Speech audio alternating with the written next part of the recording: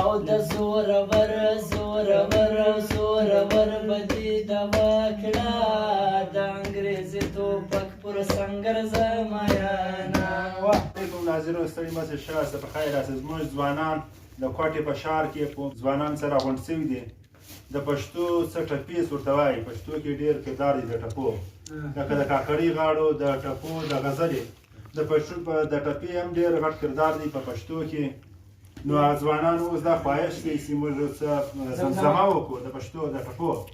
نو د شاعري زموږ صدر دی هغه بشیر خان وي، او د مشاعرې خیال به ساتي هغه به کابل جان وي، او نور موږ سره میلمه ناست دی انور خان دی، او دې باندې ټپې کوو. چلو رعای ښه صدر صاحب ستا لخوا شروع د ټپه وکړې. استاد جان قرباني کوم، ستاسو راغلي یاست، ډېر قیمتي وخت دی ستاسو د سټوډنټ در سره هر ورځ قیمتي ده. نو په دغه هیله باندې چې سبا د اتوار ورځ ده، د چټۍ ورځ ده، نو اوس به لږ مشاعره وکړو، ناڅاپي مشاعره به وکړو. کابل که څه ویل غواړي؟ شاید چې ملګری خیریت دی، هیله لرم چې جوړ روغ او د عزت په کاریو کې به نغښتي یاستئ.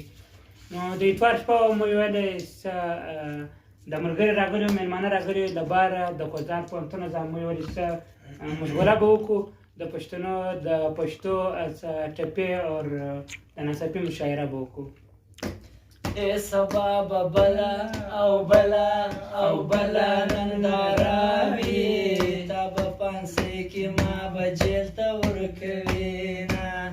د دنیا دغه او دغه او دغسې ماحول دی، پرون راغلی نن دلې سبا به ځې نه. او د زورور زورور زورور بدي د وکړه د انګریزي توپک پر سنگر زمایانا. خاوند بیا او بیا او بیا د مازدیګر کو پر ګودر تیر سو د منګیو کتارونه. سرنګ غړې او غړې او غړې جامې ګرځې، رب د مین کچې خیرنده ووینمه. ای ګودر څومره او څومره او څومره زورور یې، چې جینکۍ در باندې پاڼې واڼې دینه. پخوا به یو الله یو الله یو سړی مژان وو، اوس پاګل نارې وهي چې مین یمه. ای یارې د زوره او زور او زور خبره نه ده، که زړه دې نه وي بیا دنه مجبورومه. که یارې کړې کور را نږدې نږدې نږدې کړه، که یارې نه کړې ماته بل وژلې دینه. او د یارانې یو نه یو نه کول اسان دی، علمه ګرانه ده د یار د زړه ساتنه.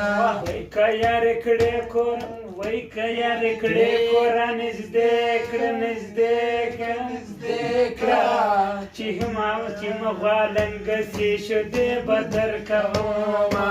وای برایه چیرې او چیرې او چیرې وې لوی ماشې، د زمې واورې ورېدې در ووتمه. ای جانانه بیا او بیا او بیا په دې لاره شه، په پخوانو پلونو د پرېوتو ګردونه. حال دا ویلو ویلو ویلو لایق نه دی، ښه دی چې غم په زړه دننه ګرځومه. د غره په سر کې د مار واخوره واخوره واخوره، چې خر لرګې کړې زه به تا راکوزومه. خلک مه توره او توره او توره توره بولي، زه توره نه یم نور په ناز بللې یمه. لکه کابل او کابل او کابل د افغان حق دی، داسې مې حق دی د اشنا زلفو سرونه. لکه د دغې او دغې او دغې ولې پاڼې، لورېږي دې مله جانانه سوې دینه. د چبا پما دې سوا کوچلاړې پزان دې ورکړو د یارانو محفلونه جانانه تا خدا سناوې د چا خبرې دا ضرور منلې ما درته ویل چې یارې ما کړه د ظالم لورې لونۍ بشې مینا د خوړ نه پورې یارې ما کړه یا به باران وي یا به خوړه وینا کې مکوي علامه په ټول بدن کې د زړه سر زخمي کوي نه راځه چې یوه جوړه کو جونګړه په ځنګل کې راځه چې یوه جوړه کو جونګړه په ځنګل کې د توت لاندې به ګرځو په سایه په مازدیګر کې راځه چې یوه جوړه کو جونګړه په ځنګل کې راځه چې یوه